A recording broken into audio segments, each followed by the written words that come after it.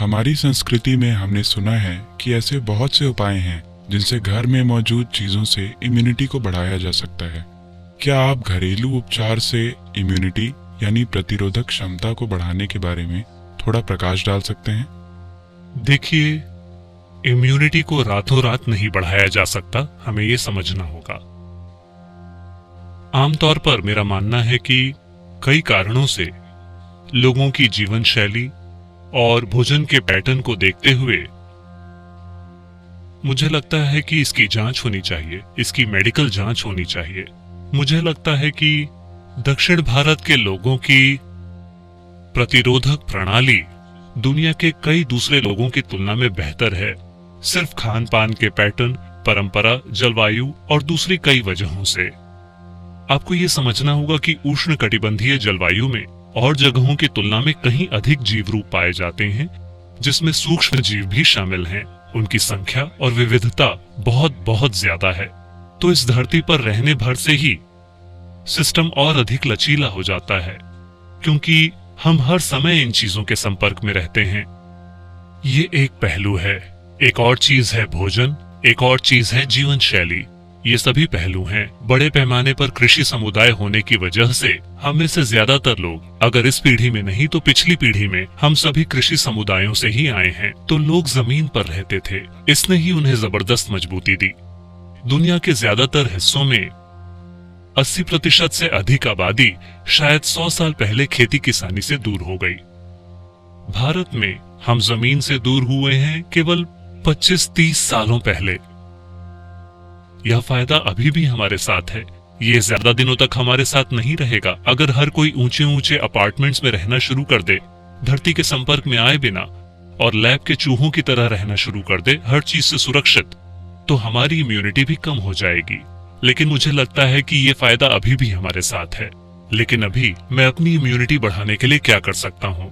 जैसा कि मैंने कहा, ये कोई रातों रात होने वाला समाधान नहीं है, लेकिन समय के साथ आप ऐसा कर सकते हैं। तो चलिए मैं हमारे आसपास उपलब्ध कुछ आम चीजों के बारे में बताता हूं। एक बात है, मुझे ये जरूर बताना चाहिए, हम पवित्र भस्म वाले लोग हैं। हम हमेशा किसी न किसी तरह से भस्म लगा कर रखते हैं। अगर आप इसका उपयोग करना जानते हो तो कई तरह की भस्म होती है। मैं आपको इसके बारे में इस तरह से निर्देश नहीं दे सकता वेब के ऊपर, लेकिन अगर आप इसका सही तरीके से इस्तेमाल करना सीखते हैं तो ये मदद करता है। नीम लगभग पूरे देश में उपलब्ध है, पहाड़ी स्थानों को छोड़कर। रोज नीम की पत्तियों को खाना। हल्दी तो वैसे भी मौजूद है। आजकल लोग नैनो हल्दी बना रहे हैं, जिसे हमारा शरीर आम हल्दी की तुलना में ज्यादा आसानी से सोख लेता है। ये भी आपके इम्यून सिस्टम को काफी बेहतर बनाती है। अगर आप आंवले को, जिसे गूसबेरी या नल्लीकाई भी कहते हैं, अगर आप इसे रात भर शहद में भिगोकर रखते हैं, साथ में कुछ टूटी हुई काली मिर्च या ग्रीन पेपर, मैं उन लोगों के लिए कह रहा हूं जो दूसरे देशों से हैं। ग्रीन पेपर से मेरा मतलब हरी मिर्च नहीं है, कहने का मतलब है कच्ची काली मिर्च, जिसे आपने दुनिया के ज्यादातर हिस्सों में नहीं देखा होगा। यहाँ ये हमारे लिए बहुत आम है। तो इसे शहद में भिगोएं और हर दिन 3 चम्मच, दिन में 3 बार इसका सेवन करें। ये सभी चीजें सबसे अच्छी तरह तब काम करती हैं जब आप खाली पेट होते हैं, तो सुबह सबसे पहले आप इसका सेवन करें। अगर आप ये चीजें करते हैं तो आप अपने इम्यून सिस्टम में काफी बढ़ोतरी देख सकते हैं। मैं कहूंगा कि 4 से 8 हफ्तों में आप देख सकते हैं कि आपका इम्यून सिस्टम काफी बेहतर हो गया है। ऐसे योगाभ्यास हैं जिन्हें सिखाना कठिन है, लेकिन अभी सिर्फ एक मंत्र का जाप और ईशा क्रिया करना, इससे भी आपका इम्यून सिस्टम बेहतर होगा।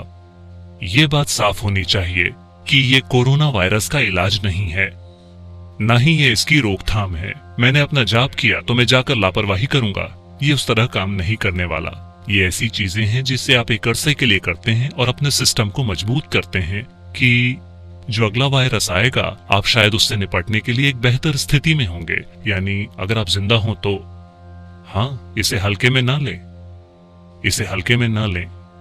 फिलहाल यह हम में से हर एक के लिए एक चुनौती है कि हम इस समय के दौरान जिंदा रहें। इसका यही मतलब है। ये मत सोचिए कि ये कोई दूर की चीज है जो चीन या इटली के लोगों के साथ होती है। अभी अगर हम बने रहें, अगर आप इन 6 से 8 महीनों के दौरान जिंदा रहें, तो इसका मतलब है कि हमने इसे जिम्मेदारी के साथ निभाया है।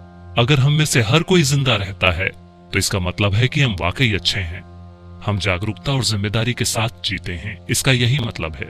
दुर्भाग्य से आज सरकार को सेना का प्रयोग करके इसे जबरदस्ती लागू करना पड़ रहा है, क्योंकि बहुत से लोगों को एहसास नहीं हो रहा है कि ये जरूरी है। और वो सोचते हैं, उन्हें लगता है कि ये काल्पनिक है। ये काल्पनिक नहीं है, ये हमारे सामने खड़ा एक ऐसा खतरा है जिसे हमें ठीक से संभालना होगा। चलिए मंत्र का जाप करते हैं।